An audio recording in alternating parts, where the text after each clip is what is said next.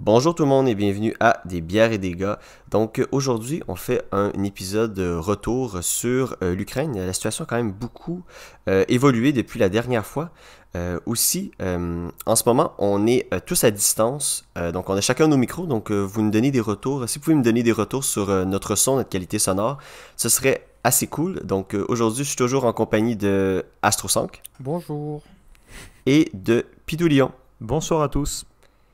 Et c'est Raddy the Brown qui vous parle. Donc, je pense qu'on pourrait commencer tout de suite. Ça va pas être un très gros épisode. Je pense que c'est un épisode un peu revenir un peu sur qu'est-ce qu'on a parlé dans notre ancien podcast et de revenir sur des nouveaux arguments aussi. Tu sais, je pense que j'ai des nouveaux arguments, surtout que on va partir tout de suite sur notre premier sujet, qui était un peu l'implication des États-Unis commence à devenir de plus en plus forte je dirais pas conflit, mais bon, c'est dans cette mêlée-là qui est l'Ukraine en ce moment. Donc, on a des États-Unis qui commencent à donner des armes, qui commencent à vouloir qu'il y ait des rappels avec l'OTAN. Donc, ça commence à devenir un peu gros pour moi en tant que tel. Personnellement, j'ai une petite peur. On dirait que j'ai une histoire qui recommence.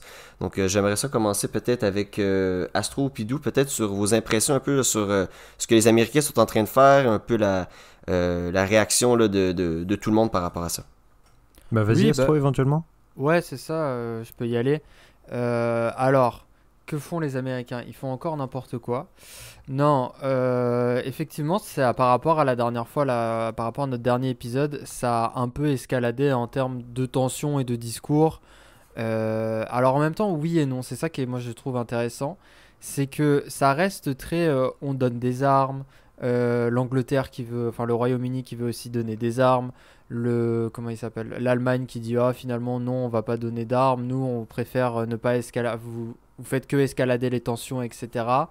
Et par-dessus ça, les États-Unis qui ont un double discours, je trouve, qui est intéressant et qui, moi, je comprends pas vraiment ce qu'ils sont en train de faire, hein, pour être totalement honnête. C'est-à-dire que d'une part, ils sont là à dire si vous continuez, il n'y aura pas de retour, on va défendre l'Ukraine. Tu sais, genre, en gros, ils sont clairement en train de dire qu'il y aura une guerre ouverte entre les États-Unis et la Russie sur le territoire ukrainien. Et d'un autre côté, ils gardent tous les canaux diplomatiques ouverts. Ils disent aux familles en Ukraine, les familles de diplomates, de partir, mais ils font pas de vols américains pour les rapatrier. Ils disent vous pouvez prendre des vols commerciaux, pardon, à votre disposition. Ils laissent pas tout, enfin il y a la grande partie du personnel qui reste quand même aussi sur place. Là ils ont juste précisé que c'était pour les familles, donc il y a quand même une peur de bombardement et d'affrontement parce qu'ils diraient, mais d'un autre côté ils te disent ça, mais d'un autre côté ils vont pas évacuer les piliers non plus, donc et encore plus ils les laissent par vol commerciaux, donc c'est pas non plus un risque de guerre imminent. Donc je trouve qu'ils jouent un peu sur un double discours en permanence. Et je sais pas qu'est-ce qu'ils cherchent à faire parce que les États-Unis, eux, ils ont une deadline qui est importante, très importante pour le pays américain, qui est en novembre, les élections de mi-mandat, et qui va être la sanction pour Joe Biden ou non. Donc, avec le fiasco en août dernier de la guerre en Afghanistan, repartir dans une guerre à l'étranger, c'est vraiment pas une bonne idée. S'investir autant non plus, surtout quand, dans l'absolu, il y a rien qui se passe en dehors de déplacements militaires et de manœuvres qui sont des manœuvres qui, moi j'ai appris ça aujourd'hui, sont pas récurrentes, mais il y en a de temps en temps des manœuvres. Ce qui change vraiment différemment là, c'est qu'au lieu que ça soit 5000 soldats, c'est 100 000. Donc forcément, tu te dis pourquoi ils font ça. Pareil, des manœuvres navales où il n'y en a pas souvent. Puis là, ils ont fait ça de manière récurrente, etc. Donc vraiment le rôle des États-Unis, je comprends pas et je finirai sur ce point-là. Je pense que Poutine en fait est en train de gagner son pugilat politique en réussissant à n'avoir qu'un seul interlocuteur qui est les États-Unis. Alors je pense qu'on y reviendra après, je développerai plus tard pourquoi. Je préfère d'abord qu'on entende, je pense, Pidou sur lui, c'est quoi son avis et qu'est-ce qu'il pense justement des différents acteurs. Oui, ben bonsoir à tous. Ah oui, j'ai Alors pas moi dit pour bonsoir. Bonsoir. alors bonsoir parce que moi je suis sur le vieux continent au moment de l'enregistrement de ce podcast. Et moi, je vois la différence aujourd'hui au niveau des médias. Quasiment, allez, je vais vous dire, tous les 2 soirs, dans le journal de 20h, on a une mention donc, de ce conflit qui se profile. Mais il est abordé vraiment en mode, je vais vous prendre l'exemple l'autre jour. Vous savez qu'en ce moment, il y a des manœuvres. Les manœuvres ne sont pas seulement à la frontière de l'Ukraine, mais elles sont aussi désormais en Biélorussie. Donc, il y a beaucoup de matériel qui a été envoyé, du matériel russe en Biélorussie. Alors, les rapports officiels russes, bien évidemment, disent que je crois que c'est pour aider la Biélorussie. Enfin, ils ont pris un prétexte pour dire ça. C'est pas officiellement la Russie, c'est le Bélarus qui fait des choses. Mais bon, on voit, enfin, ça nous rappelle l'ancien débat d'ailleurs qu'on a eu dans le podcast précédent de l'utilité du pantin du Bélarus actuellement. Et l'autre chose qui me concerne beaucoup, c'est le fait qu'on ne parle absolument pas, voilà, de la réaction occidentale ici. On a parlé comment on appelle ça? Ici, t'es en France peut-être pour Oui, en préciser, France, parce que pardon. le vieux continent, Oui, c'est vaste. c'est vrai, Donc, pardon. En c'est France, les on a journaux parlé un français, petit les peu. médias Ouais. français. On a parlé un petit peu de l'accord, enfin de l'accord, oui, des discussions qu'il y aurait eu aujourd'hui, parce qu'aujourd'hui il y a eu des discussions à Paris. Oui. L'OTAN a remis apparemment un cahier de demandes concrètes à la Russie à respecter. Ça, c'est quelque chose qui, en sciences politiques, est quand même très fort, c'est-à-dire qu'on a littéralement des demandes qui sont faites, et c'est la première question qu'on doit se poser, nous, c'est et si les demandes ne sont pas rencontrées, qu'est-ce qui se passe? C'est quoi en fait la conséquence? Et Biden s'est très clairement exprimé que s'il y avait intervention russe, de son côté, Biden voit une sacred obligation. Donc, Oui, une obligation sacrée. Il a dit un lien sacré unit l'Ukraine et les États-Unis. Donc on est dans le mystique Mais, presque. mais quel Tout à homme fait. ce président? Quel homme? et Wow. donc ouais. Une autre chose qu'on N'importe évoquait quoi. une autre chose qu'on évoquait dans notre précédent podcast, c'était justement la perturbation que pouvait avoir Vladimir Poutine dans un autre pays et envoyer ses propres troupes en renfort de cette manière. On voit clairement qu'au Kazakhstan, c'est la mouvance actuelle. Il y a clairement eu des perturbations dans le pays et alors c'est pas l'armée régulière russe, mais c'est les troupes russes, on va le dire comme ça, qui sont venues calmer le jeu. Donc il y a une volonté extérieure de la Russie. Après, est-ce qu'elle est offensive ou est-ce qu'elle est, comme le disait Astro il y a quelques semaines dans le podcast, beaucoup plus sur la démonstration de force et en fait de la diplomatie par l'image plutôt que la diplomatie par les actes. Ça, c'est le jeu dangereux. Donc voilà, je finis juste sur Ouais. les manœuvres qui jouent sur la perception. Et à la fin, pour le dilemme de sécurité en général, on sait que les perceptions sont tout aussi importantes que les actes parce elles engendrent directement des choses de la part des États-Unis, de la part de l'Europe. Et je pense que ça fera appel à de futures discussions. Voilà, si tu voulais dire un truc, Astro. Ouais, justement, pour rebondir sur ça, sur ce que tu disais sur... bah, j'ai oublié la fin de ta phrase, mais bon, bref. Oui, sur que Poutine, il était justement en mode diplomatie par la démonstration de force. Moi, j'y crois d'autant plus, en fait, actuellement, parce que je pense que en me documentant, en lisant l'actualité, etc., j'ai réalisé un truc, c'est que je pense que Poutine, personne ne sait ce qu'il a dans la tête. Et ça, c'est la première règle, c'est qu'on a beau essayer de faire des prédictions, et il arrivera toujours à faire un truc différent. Et donc, il est très calculateur, mais en même temps très dernière minute. Et ce que j'ai réalisé, c'est que en fait, je pense sincèrement et qu'on peut lui accorder une seule chose à Poutine, c'est qu'il a une peur monstrueuse, parce que ça reste un être humain. Il a peur que le monde de demain ne soit que la Chine versus les États-Unis. Un monde dans lequel lui n'est pas là, dans lequel la Russie est au fin fond du truc. Pour rappel, la Russie, ça reste quand même le plus grand pays du monde avec le PIB de l'Espagne. Donc la Russie, elle n'est pas en train de mourir, mais elle va pas non plus super fort. Ça va pas très bien depuis 2014. On est en stagflation depuis 2014. Et ça s'empire encore plus, notamment avec la crise du Covid. Et même, je crois qu'ils sont repartis en inflation. Enfin bref, ça va vraiment pas bien en général. Et qu'est-ce qu'on remarque, c'est que si on prend les États-Unis, justement pour rebondir par rapport à ça, les 3 dernières administrations, donc Obama, Trump et Biden, ont tous dit que le danger de demain, il se trouvait en Asie. Obama, c'était la Chine. Trump, c'était là où on a frôlé un vrai affrontement, c'est avec l'Iran bien sûr, mais surtout avec la Corée du Nord, avec notamment le missile qui est passé Tu au-dessus trouves de qu'on Guam. était plus proche d'un affrontement à l'époque Trump-Corée du Nord qu'actuellement en Ukraine? Non, non, non, mais dans le sens que là où ils se sont dit, ok, on a des enjeux militaires et la guerre de demain, elle se fera où? Elle se fera en Asie. Et les présidents ont mis beaucoup d'attention sur ces enjeux-là. Biden, c'est pareil avec la Chine, avec Taïwan. Dans le sens que quand ils font leur déclaration en mode la politique internationale, où est-ce qu'elle va se tourner principalement, c'était principalement vers l'Asie.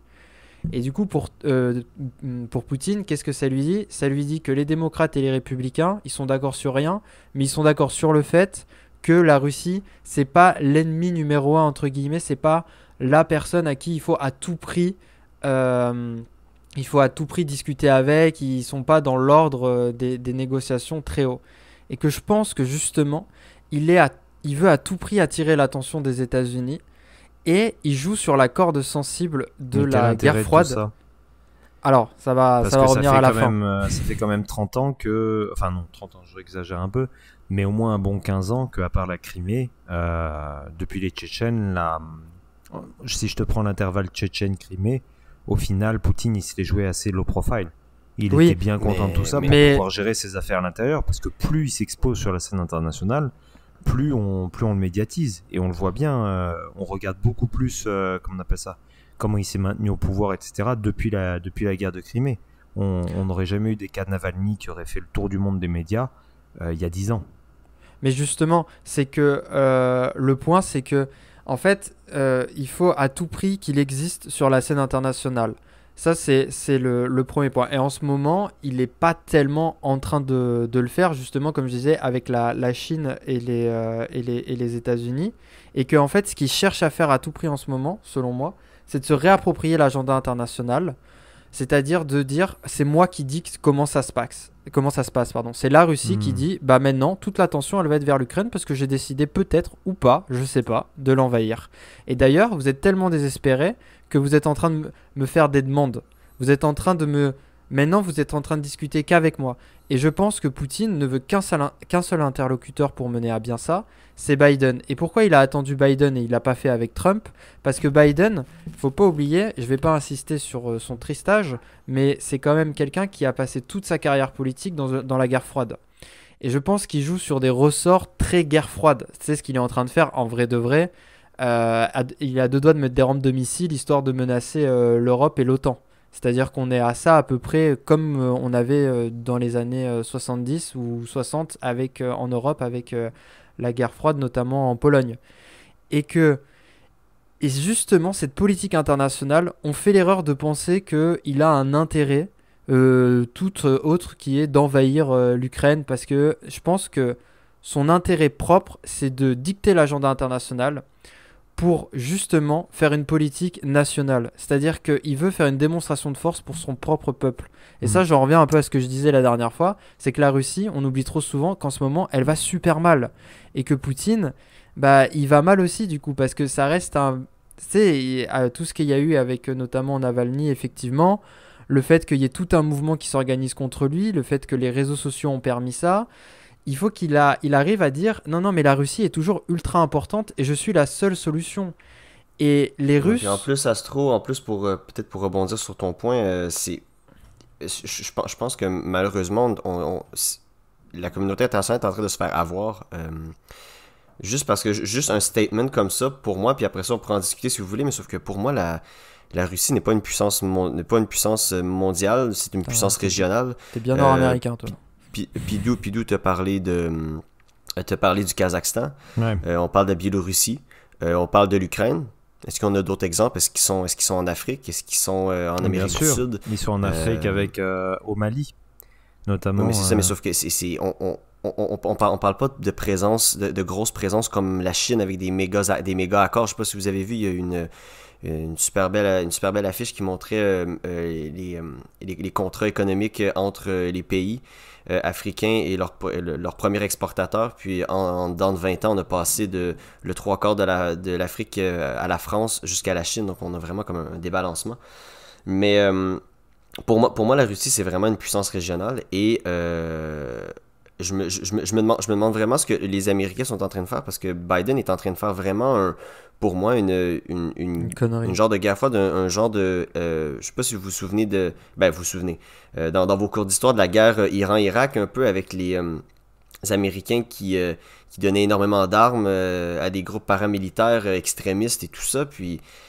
J'aime pas ce qui se passe. J'aime pas ce qui se passe en Toi, Ukraine. tu penses que en ce moment. les États-Unis sont en train d'instrumentaliser entre guillemets le peuple ukrainien pour que limite ce soit eux qui déclenchent une guerre vis-à-vis de la Russie? Non, je crois pas. Je crois pas, mais sauf que je trouve ça drôle que Biden dise si les Russes attaquent en premier, on va devoir intervenir. Répondre. Mais Le problème, oui, c'est mais que qu'est-ce qu'on définit par une attaque. Parce que si on définit par une attaque Oui, le premier sang tout à fait. versé, le premier sang versé a déjà coulé. Si on définit par une attaque le premier tank qui passe la frontière, c'est très compliqué. Moi, Et je en pense fait, que c'est on peut ça. pas Ce qu'on... remettre sur les épaules de juste dire ah bah regardez, je sais pas, je te prends par exemple.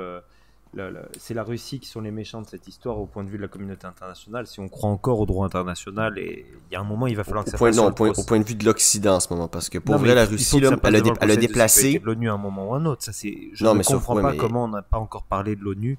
Enfin, comment le Conseil de sécurité parce que ça s'est sert pas à rien exprimé. l'ONU en ce moment. Non, Là, non, on le mais voit là. ça sert exactement à ça. Là, je suis désolé, mais le Conseil de sécurité de l'ONU a été créé en plein début de guerre froide et a permis justement pendant le début de la Mais guerre froide à quoi il à va maintenir servir la Russie un veto? tout comme non, La non, Russie mais un veto. Non, mais il crée exactement les comme il a fait canaux au de début. C'est communication. ça. Tout ce qu'on a aujourd'hui, les Blinken qui se retrouvent en Suède ou non, à Genève pour aller discuter avec le ministre des Affaires étrangères, russe, qu'on le veuille ou non, en vrai, c'est grâce à l'ONU.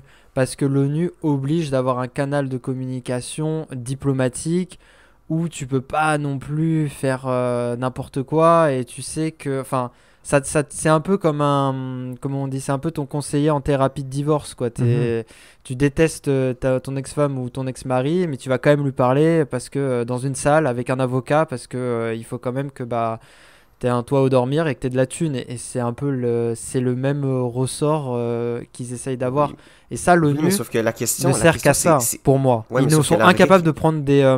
comment dire? Ils seront incapables d'arrêter une guerre si les deux parties ne veulent pas... veulent faire la guerre. Ce que je veux mais la dire, vraie c'est qu'au question, moins, ils peuvent c'est se mettre quoi, d'accord pour faire la guerre. c'est quoi l'enjeu en ce moment des États-Unis là? Je C'est quoi pense ils sont sont en train de faire les White Knight en ce moment pas là, genre, ils sont tellement. vraiment en train de Parce que totalement. rappelle-toi Bah, que les États-Unis, quand même, il faut faire attention. Les États-Unis, l'Ukraine, c'est pas leur terrain de jeu le plus fou là, hein. L'Ukraine tire les couvertures entre guillemets de ce qui nous intéresse, voilà. Mais rappelez-vous, le deuxième volet de notre dernier podcast, c'était Taïwan. On parlait de est-ce que les États-Unis ont les moyens de mener une guerre, patati patata. On en était rendu à là sur un conflit. Je vous fais un worst case scénario. Si la Chine et la Russie, par soit coïncidence d'agenda, soit par coordination malsaine, se retrouvent à avoir le premier sang versé le même jour, quelle est la réaction des États-Unis? Est-ce qu'ils ont les moyens? Est-ce qu'ils ont la crédibilité? Est-ce qu'ils ont les ressources, en fait, tout simplement? Et je parle Ça, pas de j'avoue, c'est un ressources point de vue juste très financières, intéressant. Ouais. mais juste de dire on est capable de s'engager, et que l'opinion publique était aussi un sujet de notre dernier débat, que l'opinion publique de notre peuple va dire oui, là on va s'engager aussi bien pour des Ukrainiens, qui est un petit peu la base de l'OTAN, donc ceci, cela, que pour des Taïwanais, en sachant qu'ils se sont engagés au niveau de Taïwan, et que là ils sont en train de faire les mêmes engagements au niveau de l'Ukraine, c'est-à-dire ils commencent à faire des chèques en blanc là à droite à gauche, de dire on vous protège, on vous Très protège. dangereux. Et c'est exactement ce qu'on sait de l'OTAN, c'est que c'est trop grand, c'est trop puissant, ça fait beaucoup trop peur à n'importe qui d'autre, ça crée, la simple existence de l'OTAN crée un dilemme de sécurité chez ses voisins, mais bien au-delà de ça, ça implique que les États-Unis sont les deux pieds dedans. Et s'ils s'engagent à ce niveau-là, est-ce qu'ils vont pouvoir tenir leur parole? Et à quel niveau? Et le problème, c'est que moi, de mon côté, je vois un Biden qui rattrape un petit peu un début de mandat où il a été effacé. Tu as parlé de l'Afghanistan, où il est passé un peu pour je vais pas dire un guignol, mais un faiblard, parce qu'on passe après Bush, Obama, Trump, qui sont illustrés en bien ou en mal sur la scène internationale, et lui ne s'est pas illustré. Pas en bien, pas en mal, il s'est pas illustré. Ça fait quand même un an aussi qu'il est au pouvoir, il faut quand même. Ah oui, mais mais en en un an, et aussi non, mais attends. je te rappelle comment Non. Obama avait agi en un an, je te rappelle comment Trump avait agi en un an. Ouais, Fire and C'était Fury. énorme. Oui, Il Ouais. avait sauf envoyé que- un oui, tweet mais sauf que et le il avait, plan, il avait déclenché les attaques de drones par-dessus un gâteau au chocolat, je crois, un truc comme ça. oui, Non, mais mais le plan, le plan le plan de sortie de l'Afghanistan a été mis en place par Donald Trump quand même. Là. Faut Oui, pas oui, oui, non, oui. non, non, penser non, il a été mis en plan que c'est par. Biden qui a fait OK, on s'en va de là. Non, non, il a été mis en place par Obama, c'est encore pire que ça. C'est lui qui a Mais il vraiment payé n'empêche les que pots c'est ça cassés de qui 10 ans de trucs. voilà. C'est pas sa faute, mais c'est le seul truc qu'on a retenu. C'est ça le problème. C'est comme le Mais Covid, c'est une c'est mauvaise la place faute pour moi de commencer en Ukraine. On dirait l'Irak, on dirait l'Iran une deuxième fois. On dirait ça commence vraiment à me dégoûter ce Mais qu'ils je font en te ce moment, prends un les exemple. Américains. Regarde Kamala Harris. Est-ce qu'on en a entendu parler ces 4 derniers mois? Non. Et où est-ce qu'elle était fourrée cette semaine? En Europe. Kamala Harris a été un objet de campagne, ça a été sa petite marionnette. Regardez, j'ai une femme noire avec moi, première vice-présidente noire des États-Unis. Ouh, regardez-moi. Je Je suis pas raciste. je ne m'en sers plus. Et par contre, là, il va falloir que je remonte, comme tu l'as dit, hein, il y a les élections, donc je pense pas qu'il serait prêt à aller en guerre pour des élections. Mais en point de vue, c'est les je sais États-Unis, pas. c'est vrai. On peut en parler, ça, je peux ouvrir une porte là-dessus, mais juste pour Kamala Harris, puis pour l'image de Biden, puis après je vous laisse partir là-dessus. C'est super important parce que là, Kamala Harris remonte sur le devant de la scène, c'est elle qui va aux négociations, etc. Alors qu'elle a été en arrière-plan derrière, elle a peut-être fait beaucoup de travail, mais en tout cas, sur la scène internationale, on n'en a pas entendu parler. Et lui, le peu qu'on a entendu parler, c'était malheureusement la débâcle de l'Afghanistan. Et je me permets de le rappeler, le coup dans le dos qu'ils ont fait avec le pacte AUKUS, Oui. qui est énorme. Et qu'on avait, L'Australie, on en avait discuté pour- à l'époque avec Astro. Et c'était la question, ah ouais, mais Peut-être juste peut-être rappeler à que... nos, Ouais, peut-être pour rappeler à nos Oui. auditeurs c'était quoi ce pacte-là, s'il vous plaît. Alors, Pidou? très rapidement, en gros, la France et l'Australie avaient conclu un accord majeur de plusieurs milliards d'euros pour des sous-marins nucléaires, 7 si je me souviens bien, et ils se sont fait voler littéralement le contrat par les États-Unis dans le cadre d'un accord d'alliance défensive, il me semble que c'est défensif, entre l'Angleterre, l'Australie et les États-Unis, et là où c'est un petit peu le côté... Comment ne pas dire le côté pute? Le côté traître, c'est que tout ça a été fait dans le dos totalement des Français qui n'ont même pas été invités aux discussions, n'ont même pas été tenus au courant que ces discussions avaient lieu parce que les Anglais tenaient vraiment à ça et les Américains, bien évidemment. Bref, tout ça pour dire que à la fin, les Français ont appris qu'ils perdaient le contrat et qu'en plus des alliés militaires et des alliés économiques les avaient évincés pour ce pacte. Voilà. J'espère Mais, que j'ai bien résumé rapidement. Oui, Oui, c'était très bien Donc, résumé. Mais Le seul contrepartie qu'on avait dit avec Astro à l'époque, c'était oui, mais l'Europe, ça y est, va s'illustrer avec une armée Non, européenne peut-être. ou c'est une va avoir des chance pour contreparties. l'Europe. Là, ils avaient toutes les cartes à ce moment-là, effectivement, pour dire ah, vas-y, on fait notre propre armée roue libre. Mais c'est vrai que je pense que je vais devancer ce que tu veux dire, mais c'est vrai que là, on voit bien qu'ils se rangent tous derrière les États-Unis. Ils sont tous là à faire les petits papiers pour les États-Unis parce que l'OTAN, Exactement. moi je pars de ce postulat-là, on est d'accord, pas d'accord, je sais pas, mais pour moi, c'est l'armée des États-Unis, quoi. Demain, les États-Unis se cassent de l'OTAN, il n'y a plus d'autres. Enfin, Il y a dans le plus sens de temps, que non, selon moi, non. ça ne tient qu'à eux, comme le pacte de Varsovie, c'était l'URSS. L'URSS s'est effondré, Ben, le pacte de c'est- Varsovie s'est effondré. Bon, il est revenu de d'autres manières. Parlons-en, s'il vous plaît. Genre, l'OTAN, à quoi sert-il en ce moment, au 21e siècle, en 2022, après 30 ans, après 31 ans Mais que la guerre froide est justement, terminée, genre que moi, l'URSS est tombée? Je pense que si on prend le problème à l'envers, le premier défenseur de l'OTAN, celui qui veut à tout prix qu'il y ait un OTAN, c'est Poutine. Parce que, Ouais. en fait, d'avoir une armée de l'Union européenne face à lui, c'est une très mauvaise nouvelle. Ça veut dire déjà qu'il a une armée à ses frontières, mais en plus une armée, je veux dire, la France, je fais pas souvent ses louanges, mais en tant que pays militaire, c'est vraiment pas les derniers tocards. L'Allemagne, ils sont des fins stratèges en termes de stratégie militaire aussi. Mais je veux juste vous Euh, couper juste 2 petites secondes. Vous me parlez des prouesses militaires des Européens. Qui a les plus gros contrats de gaz et de pétrole avec l'Europe en ce moment? C'est la Russie. Genre, Oui, mais d'où demain, la d'où Russie- ils vont aller mordre la main qui les nourrit en ce Non, moment. non, non, Genre, mais ça c'est différent le parce comprends que pas. la Russie, demain, elle coupe tout. L'Europe, ils vont passer 6 mauvais mois et après, ils vont se relever comme si de rien n'était parce on a l'énergie nucléaire en grande partie. On a beaucoup d'autres types d'énergie aussi. On a des contrats de pétrole avec la moitié de l'Afrique parce que ça, c'est les relents de la colonie notamment, je parle beaucoup pour la France parce que j'avoue que les autres pays, je sais pas trop comment. Mais ils tu sont. dis ça, mais sauf que C'est ça, il y a l'Allemagne. l'Allemagne a décidé de se retirer en ce moment. En ce moment, l'Allemagne est invisible dans les pourparlers avec l'Ukraine. Ils ont dit Comme en Afghanistan, non, dis donc. on n'y va pas. Je ne veux pas parler de ça parce que c'est encore juste les Américains qui veulent faire leur gros jeu face à la Russie. Puis la Russie, ben, qui se fait donner des claques en arrière de la tête en disant je suis sûr que t'es pas capable de le faire.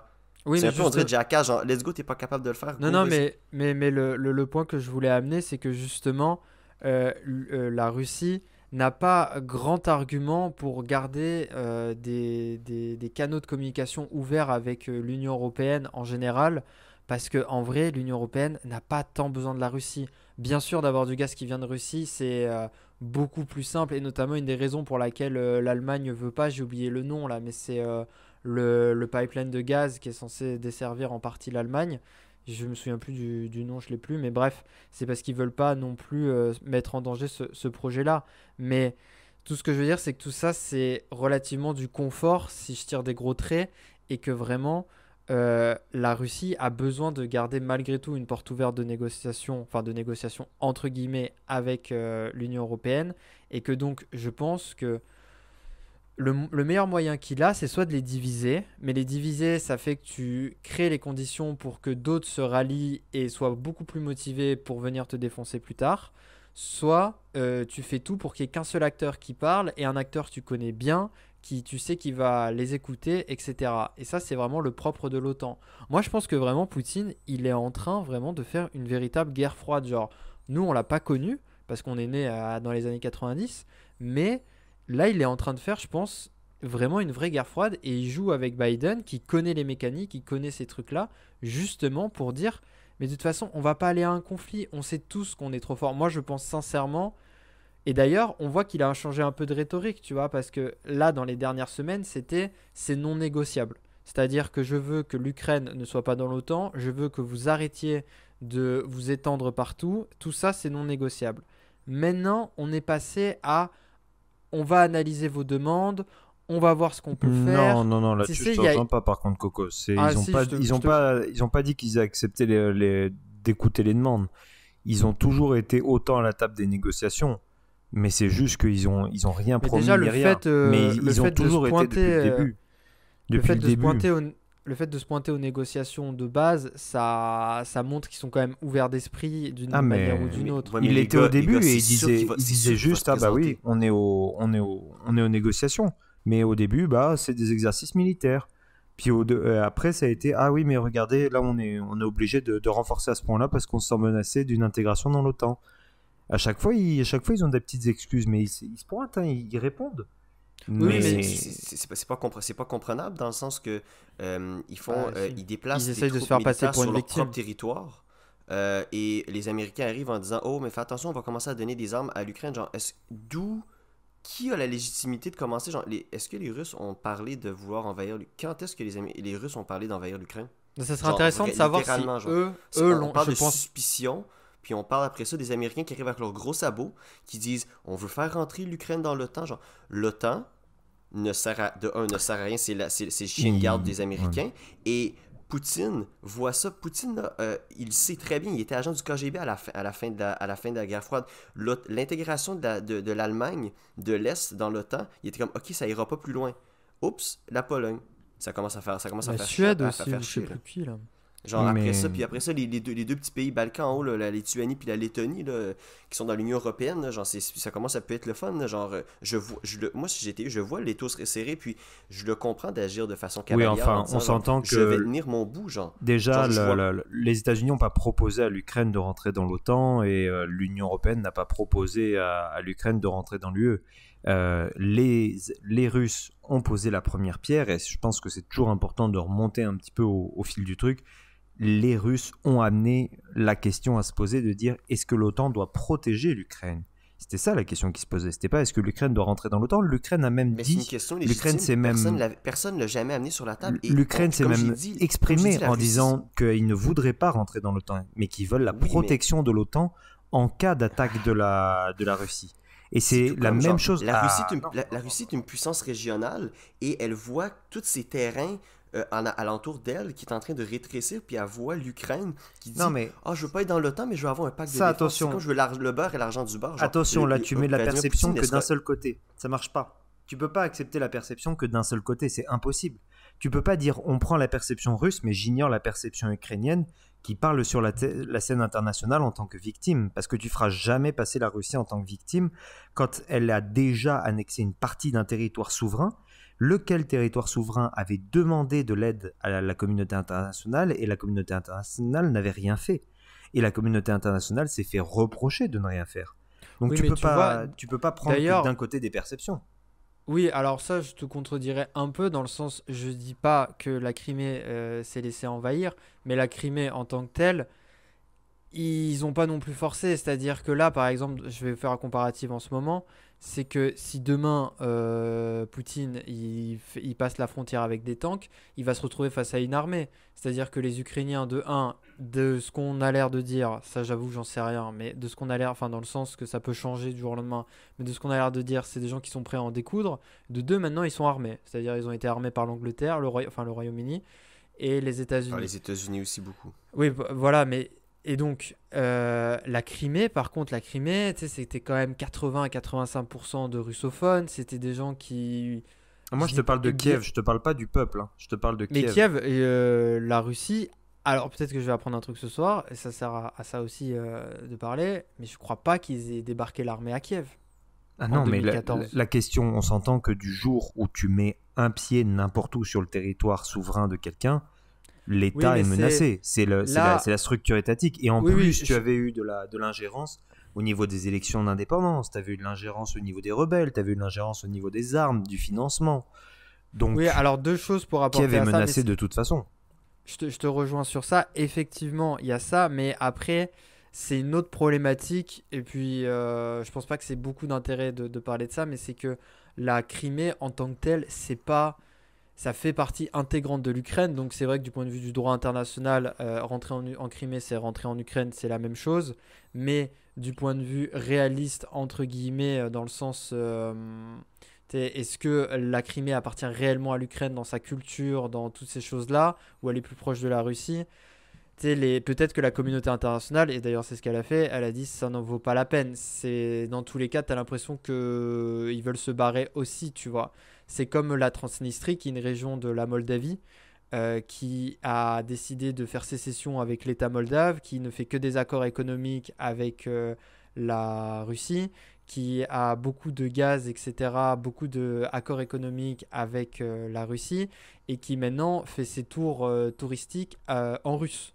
C'est-à-dire que quand tu vas en Transnistrie, dans cette région-là, qui est très populaire notamment parce que c'est là où il y a les châteaux de Dracula, tu vas pas parler moldave, tu vas parler russe. Donc si demain la Russie décide de rentrer en Transnistrie et dit c'est à nous, Mais c'est pas comme Tu sais, ça ce que qu'on je a veux dire, organisé la communauté internationale Non, mais ces bien 50 sûr, dernières années. On peut pas se Non, non, mais reposer je- tellement mais sur sauf que ces c'est- sur Non, non, mais postulats. sur comment mon va la point- communauté internationale depuis les 50 Non, non, mais dernières à ce années? non, mais moment-là, juste- à ce moment-là, le sud Maroc appartient au Maroc. À ce moment-là, non, je veux mais dire, on mon n'a plus point- d'ordre à ce point-là. Non, mais justement, les relations internationales sont, comment on dit, sont pas archaïques, j'ai plus le mot, mais bon, sont. Dépassé. Non, c'est chaotique, c'est un synonyme de chaotique. Je sais plus si ça me revient. Mais je dirais. j'aimerais juste Mais amener un juste point pour dans le sens terminer que- mon point, Ouais, vas-y. Juste, je terminerai mon point sur ça. Oui. C'est que la Crimée était une situation très très particulière où tu peux te poser la question de légitimement intervenir. Est-ce que finalement tu vas pas te retrouver face à des affrontements de gens de Crimée qui vont dire non, non, nous on veut aller avec la Russie. Tu te dis, je vais laisser se régler ça tout seul. Si l'Ukraine veut la défendre, qu'elle la défende. C'est un pays indépendant. Et là, tu te réfugies derrière le concept que c'est un pays indépendant, qui n'a pas besoin d'aide puisqu'il est indépendant, avec un pays démocratique, etc. Mais là, après, là, c'est que ce qu'on projette, et c'est ça que c'est vrai que c'est fou, c'est que on projette un envahissement total d'un pays, pas d'une région, totale d'un pays. Donc là, c'est vrai que c'est tout ce que je dis est caduque et tout ce que je dis est indéfendable dans le point de vue que si la communauté internationale ne réagit pas maintenant, effectivement, ça n'a plus aucun sens.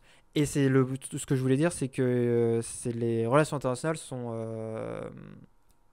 j'ai reperdu le mot, je l'ai retrouvé, putain, je l'ai reperdu, c'est indécent.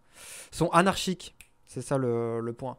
C'est-à-dire qu'il n'y a pas de sens, mais après, ça, c'est des théories politique, mais tout ça pour dire que comparer l'invasion, entre guillemets, enfin, pas entre guillemets, mais l'invasion de la Crimée à l'invasion entière totale de l'Ukraine, je pense que c'est quand même des situations différentes, et c'est toute la complexité des pays baltes, c'est que c'est des pays qui sont recomposés.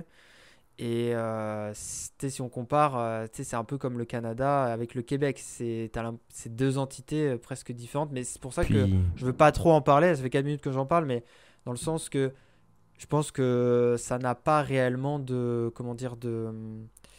C'est pas vraiment comparable. Et je pense qu'il faut qu'on centre vraiment nos discussions sur l'Ukraine en tant que telle, oui, en mais tant que c'est le pays, tu vois. précédent que tu cites en fait, parce que moi, si je suis votre raisonnement, le problème c'est que, tu sais, de toute manière, quels que soient en fait les désaccords internes qu'il y a, et ça les concerne totalement, il y aurait eu un vote d'indépendance. Le vote d'indépendance a été reconnu en plus par des. Tu sais, aujourd'hui, il y a des, comment on appelle ça, des vérificateurs internationaux que pour voir si le vote s'est bien passé, s'il n'y a pas eu d'ingérence, et ta ta ta ta. Oui, ils Et mettent des suite à casques ce bleus devant vote-là, les trucs et tout. voilà, mais oui, mais même enfin voilà, des casques bleus, on va réduire ça à ça par exemple. Et suite à ça, ils auraient eu un deuxième vote en disant rattachement à l'Ukraine, pardon, À la à la Russie. Russie. Ça aurait été une chose. Là, il y a eu quand même un précédent qui a été énorme et qui ouvre une voie qui est affreuse pour l'ordre international. C'est le fait de dire, il y a un pays souverain qui s'est fait envahir et la communauté internationale a réagi avec des sanctions économiques. Voilà. Parce qu'aujourd'hui, c'est vrai que, force est de constater, ça a handicapé en partie la Russie. Mais on ne peut pas Oui. accepter de se dire on va avoir un envahissement partiel, parce que surtout dans un pays aussi gros que la Russie et avec l'histoire qu'est la Russie, surtout dans cette région, c'est beaucoup donné que ne serait-ce que donné qu'un tout petit peu.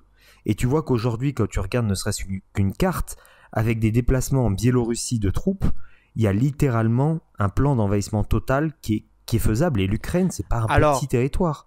Alors, oui et ce non. sera que les Ça, parties de sur ce l'Est qui point-là, intéresseront, qui Je peux intéresseront la pas. Russie, parce que c'est là où il y a les ressources, et puis c'est là où il y a le centre d'intérêt. Mais il n'empêche que derrière, le point de vue de l'OTAN, bah c'est si eux, ils se font les grands défenseurs de la démocratie, de l'intégrité des territoires, de l'ordre international, en fait, ils ont quasiment un devoir d'obligation d'intervenir. Non, ils n'ont pas un alors, devoir d'intégration, d'intervenir, ils ont un devoir de désescalader ce qui se passe en ce moment. C'est exactement ça que je reproche en ce moment à la situation. Les Américains ne vont pas dans le bon sens.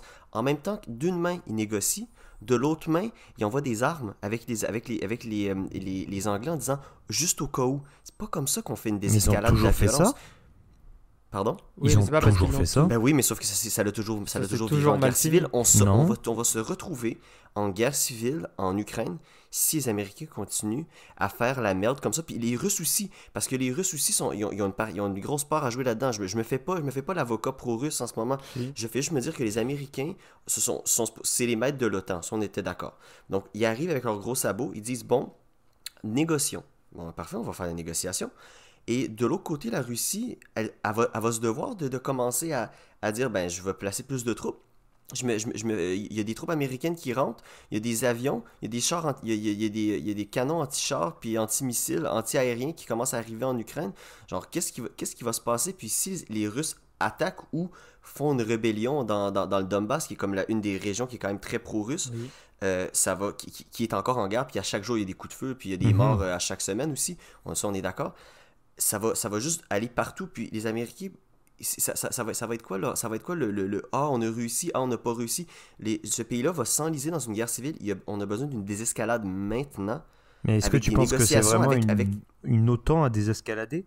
Est-ce que tu penses pas qu'il y a d'autres choses comme l'ONU ou l'Union européenne? Parce que l'OTAN, c'est quand même une alliance militaire. Des Oui, mais militaires sauf sont que pas des tu l'as dit négociateurs. tantôt. Oui, mais t'en as parlé tantôt. T'as dit Vladimir Poutine. Il sait c'est quoi l'OTAN, puis il sait que c'est ça sa plus grosse threat. Ouais, On s'entend, parce la que. Turquie est dans l'OTAN, puis c'est quoi qui a créé la crise Exactement. des missiles? On parle de la crise des missiles, là, on dit tout le temps, ah, les Russes ont amené des missiles à Cuba.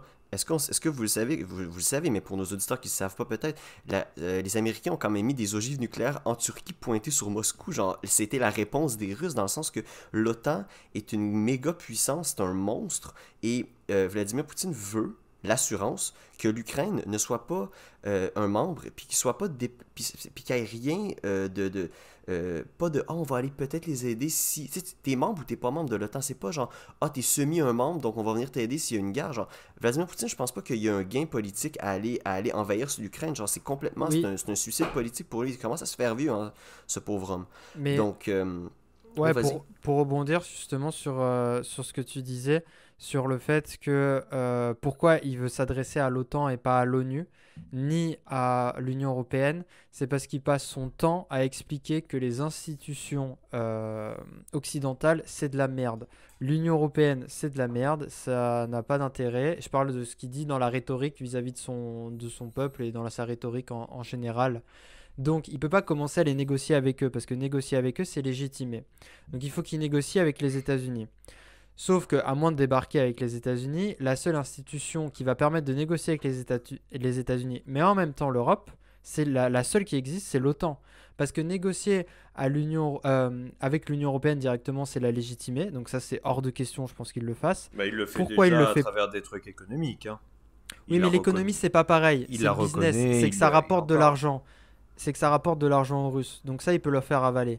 Par contre, aller négocier de l'armée, c'est leur reconnaître une force militaire, c'est de leur reconnaître de la stratégie, c'est de leur reconnaître aussi intimement que c'est des ennemis, comment dire, viables. Le seul ennemi viable que la Russie a décelé depuis ces décennies, siècles, c'est les États-Unis. Alors pourquoi il ne le fait pas à l'ONU? Ça, j'avoue, je suis assez d'accord, mais il le fait plus ou moins à l'ONU, comme on l'a dit, avec les rencontres à Genève, avec ces choses-là. Mais pour le public, parce qu'il ne faut pas oublier que, tu sais, moi, je ne l'entends pas beaucoup, ça, c'est que vraiment, Poutine, il s'adresse principalement, quand il fait quelque chose, c'est principalement pour son pays, et donc intimement, directement, son peuple.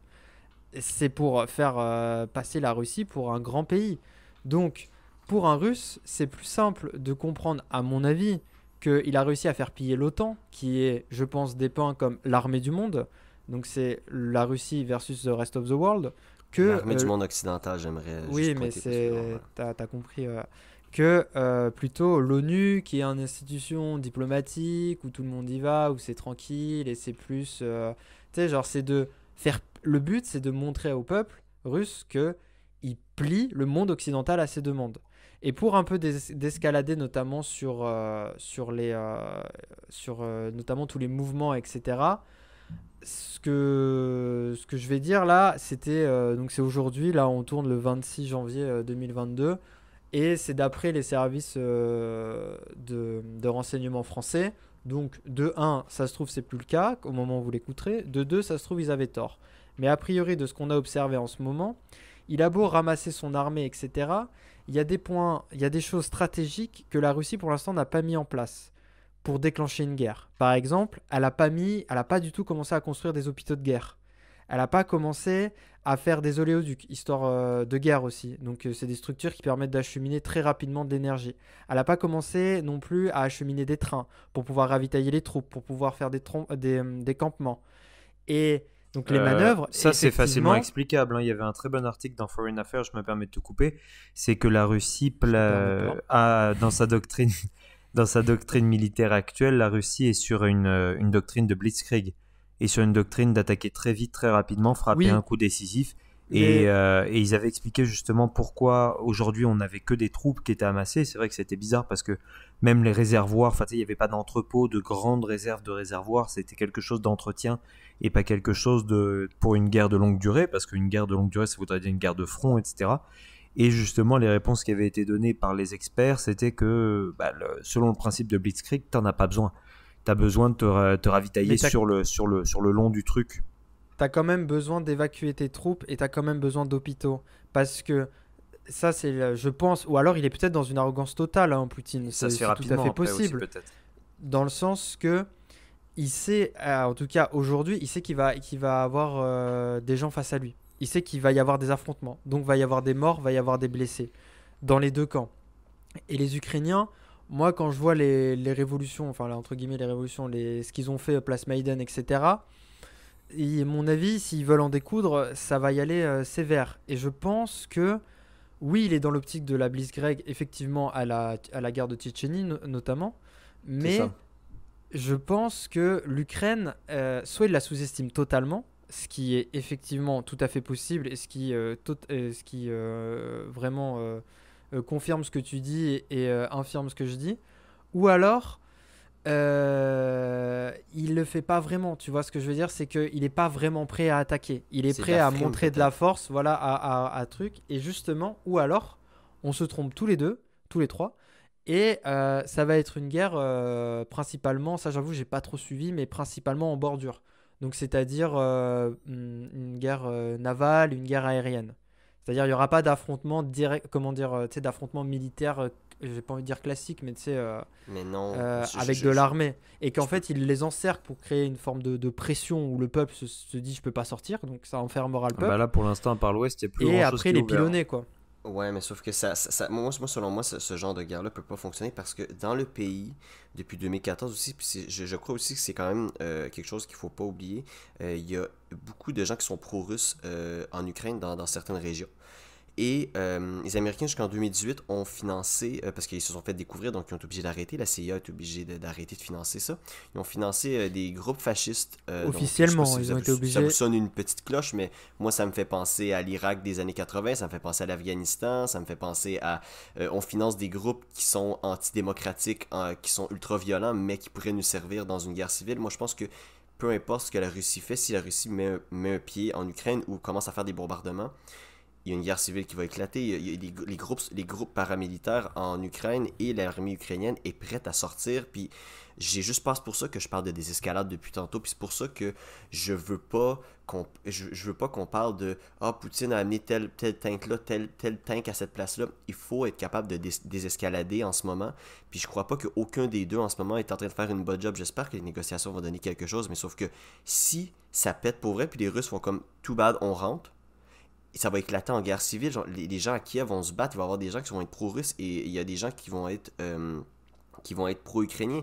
Genre, puis ça va être une guerre dégueulasse aussi dans le sens que, genre, juste pour vous dire, genre, pour vous donner, genre, tu sais, c'est un argument qui est quand même rapide, sec, mais comme en même temps qui va vous montrer. Je vous mets 10 personnes devant vous. Je vous dis c'est qui les Russes, c'est qui les Ukrainiens. Vous allez pas pouvoir savoir. Genre, ça va être une guerre de c'était qui toi. Genre, ça va être une guerre genre faussement ethnique. Ça va être. J'ai vraiment peur de la suite, de la Moi, suite ce de que ça. je. Et on peut peut-être finir par ça, c'est donner entre guillemets nos pronostics les plus probables de ce qui pourrait arriver dans les prochains jours. Moi, ce qui ne m'étonnerait pas dans les prochains jours, dans les prochains mois, c'est quelque chose de beaucoup plus stratégique et de beaucoup plus. Mais bon, comme on l'a prévu, peut-être qu'il ne le fera pas. C'est-à-dire que ce qu'il va faire, c'est faire en sorte qu'il y ait un simili coup d'État qui se passe, ou en tout cas que le président actuel qui est pro-Union Européenne se fasse dégager et qu'il soit remplacé par un pro-russe, et qu'il envahisse le pays, et que le message, ça soit, il envahisse donc avec l'armée, il fait rentrer l'armée, ça soit, le président nous a donné son accord pour qu'on rentre. Et que là, pour les États-Unis, ça les met dans une position de merde absolue, où ils se disent, bah, si on rentre, déjà on est qui pour rentrer, puisque là, on reconnaît les institutions démocratiques et le président, mais tu sais, quitte à manipuler les élections et tout, de faire vraiment un coup d'État à distance, quoi, que la Russie ferait, pour avoir les institutions avec eux, et que les États-Unis, justement, Je se suis disent, bah désolé, tu es nous... en train de me décrire la Crimée. Hein. Je me permets de tout couper, mais c'est exactement ce qui s'est passé. Oui, Hein. voilà, mais c'est de reproduire ça, et ça, c'est... Ouais, Oui, oui, mais encore plus, justement, ce que je qu'est-ce qui est disais... fou, c'est que depuis 2014, les Américains ont fait en sorte que quelque chose que tu dis comme ça ne pourra pas, ça va tomber en guerre civile. C'est Je t'ai ça. dit, il y a des groupes Oui, mais justement, paramilitaires armés jusqu'aux dents avec des fusils américains, des missiles américains qui vont être prêts à aller à attaquer Kiev. Ils vont dire, un pro-russe, jamais de la vie, je m'en vais mourir à Kiev. bah, le président d'avant, c'était un pro-russe aussi, hein. Faut pas non plus Hmm. aller remonter J'ai très dit, loin, ils ont réussi... depuis 2014, les Américains ont fait en sorte qu'une situation pareille ne peut plus se reproduire. Oui, mais ça, c'est sous couvert que la Russie a pas fait la même chose et a pas fomenté, sachant que eux, ils parlent russe, qu'ils ont, tu sais, genre, ça, c'est de traits de l'intelligentsia américaine et de la, comment dire, des services secrets, etc. Et en vrai, on ne sait que ce qu'ils veulent fuiter et la Russie fait tout pour ne rien fuiter. Et puis, donc, moi, ce que j'imagine le plus, c'est plus une reprise des institutions de la part de la Russie et de se cacher derrière en disant, bah nous, on a les institutions avec nous, ils nous ont demandé de venir, on est là pour eux. Genre, comme vous étiez prêt à venir, là, les institutions ont tourné. Si vous voulez, on part en guerre. Mais vous allez partir en guerre contre des institutions qui ne vous veulent pas, avec une véritable armée. Et tout ça. Et d'ailleurs, c'est ce qu'ils avaient fait pour déstabiliser le pays avec les... et ça, on n'en a pas parlé du tout, ou très peu dans les 2 derniers podcasts, enfin celui-là et celui d'avant.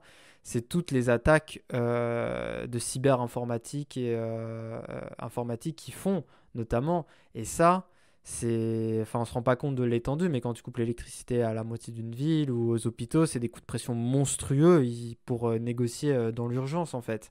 Et que la Russie a vraiment... la main mise sur ces trucs-là. En tout cas, ils sont très forts pour ça. C'est vraiment pas des petits acteurs. Donc, si Donc, la Russie doit passer les frontières pour moi, elle aura l'accord tacite ou l'accord des institutions. Je pense pas qu'elle va y aller en mode plein gré. Le scénario le plus dramatique que je vois, c'est d'avoir un sort de... rapidement parce que du les temps à va moi falloir- Ouais. et puis Le scénario le plus dramatique que je vois, c'est le même, mais avec une sorte de révolutionnaire soutenu et, tu sais, comment dire, une sorte de révolutionnaire pro-russe qui dirait moi je vais libérer l'Ukraine et qui est soutenu et qu'on entend énormément parler dans les médias, etc. Et que la Russie va dire bah ce mec-là c'est la voix du peuple, donc nous on va aller aider le peuple. C'est vraiment le plus dramatique où je me dirais ok, ils sont vraiment prêts à tout pour déclencher une guerre. Mais l'idée reste un peu la même. Du coup, Donc, pour toi, Radi, pour toi, éventuellement. puis- Bah non, Ah bah. je vais je vais terminer parce terminer. que je vais terminer parce que je vais pouvoir faire l'intro de fin, je sais pas comment on dit, aidez-moi. L'outro. L'outro, voilà. L'outro. Voilà, Bien, donc écoute, je te laisse aller, Pidou. Bah écoute, moi je suis quand même très content qu'on ait eu toute cette discussion parce que je vois que clairement beaucoup. Bah en fait, ma position n'a pas beaucoup changé, moi, des 2 débats. Non pas parce que les événements confirmaient ce que je pensais, j'ai pas cette prétention-là, mais que ça s'enligne dans le scénario que je voyais. Pour le scénario de la suite que je vois, ça va vraiment. Pour moi, c'est un cas d'école de dilemme de sécurité. C'est vraiment. J'envie là tous les étudiants qui vont rentrer en septembre.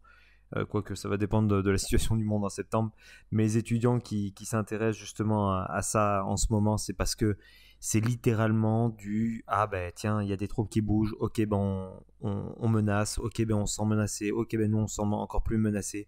Le dilemme de sécurité, vraiment pour nos auditeurs qui s'y connaissent pas du tout, je vous conseille d'aller regarder un petit peu sur Wikipédia, etc. Nous on vous en fera des résumés très simples qui sont vraiment je perçois la menace de l'autre. Et je vais faire en sorte de me doter contre cette menace et ma propre dotation va menacer autrui qui va lui-même se doter contre moi. Donc voilà, ça entraîne vraiment une course et ça c'est un parfait cas d'école parce que voilà, le plus gros clash, le seul truc où je serais parfaitement en désaccord avec Radi de tout ce débat, ce serait de dire, pour moi, enfin de tout ce que j'ai vu et lu, la Russie a fait le premier pas avec ses 100 000 troupes, avec ses mouvements, avec tout ça. Et la discussion de Ukraine défendue par OTAN n'est arrivée qu'après. Et Radi, comme on l'a vu... Pour toi, la Russie, c'est les méchants. Oui, bah il n'y a pas tellement de méchants et gentils en... Non, mais dans le sens, c'est Mais- eux qui ont ouvert les hostilités, quoi. Oui, complètement. Ils ont Ok. ouvert les hostilités et je te rejoindrai sur ta position du premier podcast justement pour, d'une part, pour démontrer leur force et je pense vraiment qu'il y a un plan de réunification, pas de réunification en mode let's bring USSR back, mais ramenons l'URSS à nouveau.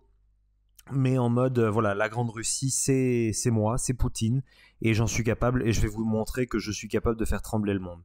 Voilà, donc ça, c'est vraiment le truc. Donc, pour en revenir vraiment à ma prédiction et laisser la parole à Radi, aujourd'hui, ça va vraiment dépendre des perceptions, et on n'a pas pu parler, malheureusement, je suis vraiment triste, et je vais prendre juste 2 minutes là-dessus, parce que je trouve que c'est important, du rôle de l'Union européenne dans tout ça.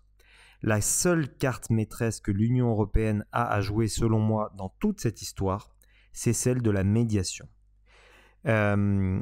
Suite à AUKUS, on s'était vraiment tous posé la question, et avec la présidence d'Emmanuel Macron à l'Union européenne, qui est un grand fédéraliste, qui est un grand promoteur de l'idée d'une armée européenne, de la création de cette armée qui pourrait permettre justement d'avoir une défense face à la Russie, mais aussi de s'affranchir des États-Unis, parce que qu'on le veuille ou non, le fait que l'OTAN défende l'Ukraine, ça montre que les États-Unis ont encore des bottes en Europe.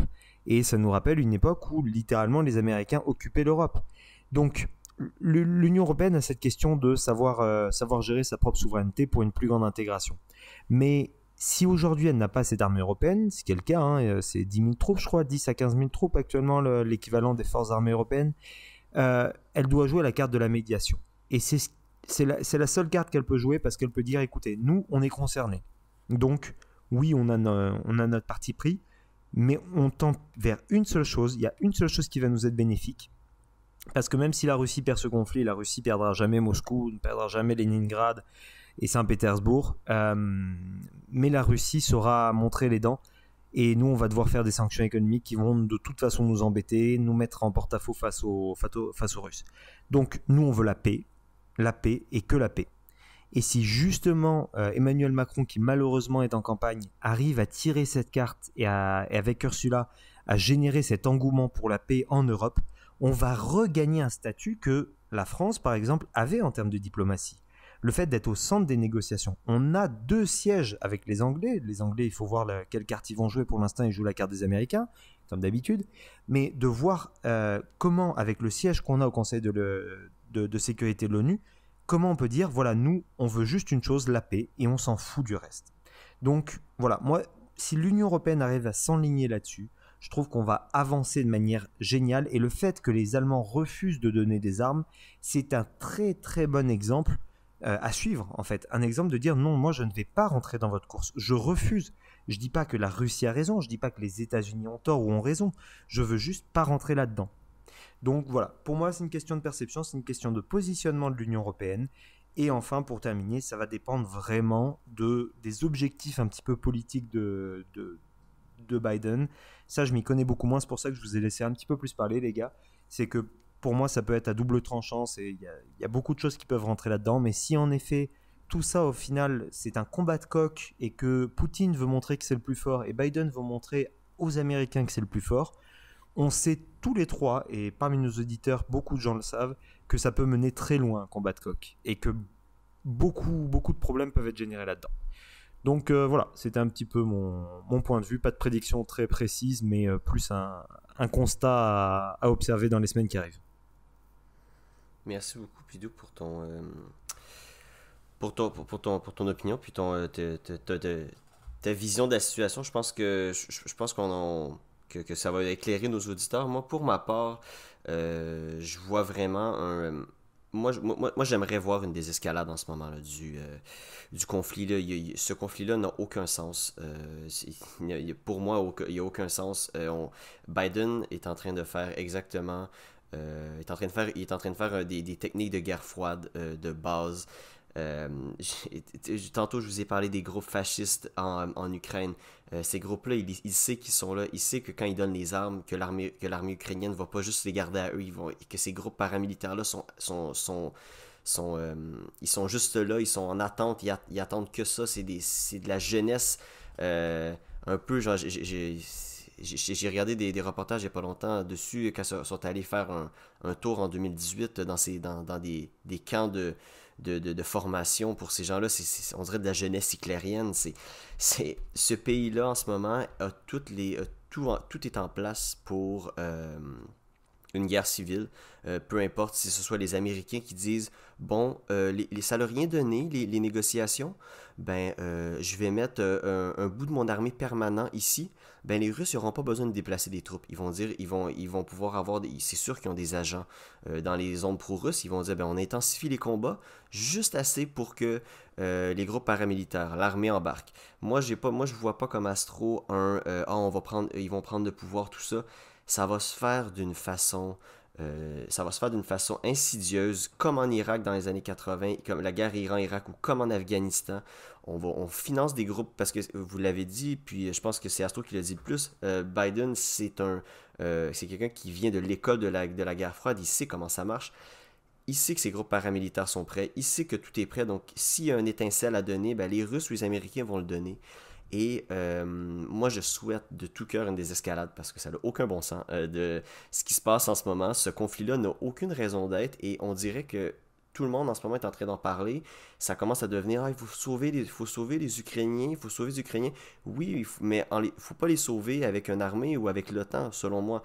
Il va falloir les sauver en arrêtant tout ça, en disant ok, je veux une garantie que les Russes restent de leur côté. Que je veux une garantie que les États-Unis ne rentrent pas leur armée ou plus d'armes en Ukraine, parce que c'est ça en ce moment, moi je pense, le nerf de la guerre, c'est qu'il y a un nombre énorme d'armes qui sont amenées par les Russes et les Américains dans ce pays-là. Ça va devenir un pays armé jusqu'aux dents. Et c'est ça qui s'est passé en Irak. En Irak, à la fin de la guerre, en 1985, l'Irak avait la troisième plus grosse armée du monde. En termes d'armes, en termes de gens, c'était un monstre. Et qu'est-ce qui s'est passé? Ben, ça l'a complètement implosé, ce pays-là. Ça l'a donné Koweït, ça l'a donné après ça l'invasion de l'Afghanistan en 2003. Donc, Biden, en ce moment, fait ce qu'il veut. Il est en roue libre. Il dit, ben moi, je veux gagner des sièges. Je veux gagner mon mi-mandat. Parce que je sais pas si je vais être capable de me faire réélire pour un autre 4 ans. Déjà, qui est en train de décéder sur place. Puis qui traite les journalistes de son of a bitch. Un journaliste de Fox News, il l'a traité comme ça parce que le monsieur est rendu sénile. Puis il sait plus ce qui se passe dans sa vie. Sans déconner, je suis vraiment en train d'y penser à ça. Je pensais que c'était juste une vanne, mais c'est affreux. Non, c'est pas... Mais non, mais en vrai... ça commence vraiment à plus être drôle, là, pour vous. Ouais, moi les images off, entre guillemets, qui existent du G8, de la convention notamment environnementale et tout, j'ai oublié le nom, là, la COP machin. Ouais, la COP26. C'est affolant. C'est-à-dire que dès qu'il n'y a plus sa femme, il fait vraiment papy perdu, mais papy perdu au supermarché, quoi. Genre, c'est un enfer. Il fait de la démence, on dirait un peu. Et c'est là où je les sais pas, mais... podcast sur les élections de mi-mandat, on parlera de qui est derrière Biden. Voilà. Il va falloir. Mais écoutez les gars, moi c'était tout ce que j'avais à dire. Vraiment mon mot d'ordre, désescalade. Je veux pas que ça vire en guerre civile parce qu'en ce moment j'ai tous les éléments. Donc est-ce que vous avez quelque chose à dire? Peut-être une recommandation peut-être pour nos gens rapidement. Donc un tour de table, 10 secondes chacun si vous avez un article ou quelque chose par rapport à l'Ukraine ou par rapport à autre chose que vous voulez plugger. Commencez par toi Pidou. Non, ben moi vraiment rester informé. Tu m'as pris vraiment au dépourvu. Rester informé le plus possible. Essayer d'écouter des gens formés là-dessus, des analystes, pas nous. Et non, mais nous on n'est rien, on est personne. Mais sortez un petit peu des médias traditionnels. Essayez de lire des choses peut-être plus poussées, peut-être pour Foreign Affairs, peut-être Politico, qui sont déjà peut-être plus spécialistes, voilà, le New York Times aussi, ils essayent un petit peu d'être plus poussés. Mais sortez de TF1, France 2, s'il y a des Français qui m'écoutent, parce que vous ne faites que survoler les choses et malheureusement vous n'écoutez pas ce qu'il faut écouter. Donc voilà, ce serait peut-être un peu mon discours. Je suis assez d'accord pour les Québécois et les Canadiens qui nous écoutent, sortez de la presse et du Journal de Montréal. Le Devoir, ça dépend. Si c'est des articles d'opinion, regardez qui c'est qui a écrit l'article. Sinon, je vous recommande c'est disponible sur Spotify et Apple, 2 podcasts. Ça s'appelle, c'est connu, hein, c'est Affaires étrangères de France Culture. Et je vous conseille celui du 8 janvier. Bon, il date un peu du coup, mais bon, ça donne quand même, c'est Biden-Poutine, les règles du jeu en question, qui est très intéressant. Et celui de l'épisode d'après, du 15 janvier, le Kazakhstan, les enjeux de l'Asie centrale. Si vous n'êtes pas du tout familier, notamment avec l'Asie centrale et le rôle pivot qu'il a entre la Chine et l'Occident, c'est très intéressant et c'est que des gens très calés, très quali qui sont dans ces émissions-là. Donc vous pouvez y aller les yeux fermés. De toute façon, tous les épisodes de Affaires étrangères, c'est toujours des gens très pertinents. On n'est pas toujours d'accord avec eux, mais c'est toujours des gens très pertinents. Donc allez-y les yeux fermés. Et puis dans notre thème, c'est ça que je vous recommande. Ouais. Donc moi pour ma part, merci les gars. Moi pour ma part, là, je vous recommande rapidement. Moi je suis toujours je suis toujours champ gauche avec mes recommandations. Je vais vous recommander un streamer sur Twitch qui s'appelle Asanabi, américain. Je crois que t'allais dire Astro 5. Non, malheureusement non. Un commentateur politique qui est très très de gauche, mais qui a des arguments et que j'ai amené certains de ces arguments aujourd'hui dans la discussion parce que je crois que on les a pas tout le temps, puis il y a quand même une autre sorte de façon de penser et il garde toujours ses idéaux et il garde tout le temps aussi la même vision et sa vision s'applique à toutes les sphères de sa vie et de la société et du monde international. Au niveau international, je le trouve un peu plus faible, mais j'ai quand même amené de ces arguments aujourd'hui parce que je pense que ça l'a poussé un peu le débat aujourd'hui. Donc je vous recommande Asanabi, 30 000 personnes à chaque fois qui stream, review l'actualité américaine, internationale, en ce moment l'Ukraine, c'est quelque chose de gros, donc je vous recommande ça. Donc les gars, si vous n'avez plus rien à dire de votre côté, plus de recommandations, Ben écoutez, je vous remercie beaucoup, Astro Pidou, pour cet épisode. C'était des bières et des gars. Donnez-nous des nouvelles pour le son, savoir si ça a bien fonctionné, nos trois micros, à chacun dans son coin. Donc écoutez, c'était Astro, Pidou et Raddy the Brown pour des bières et des gars. Ciao tout le monde! À bientôt, merci beaucoup.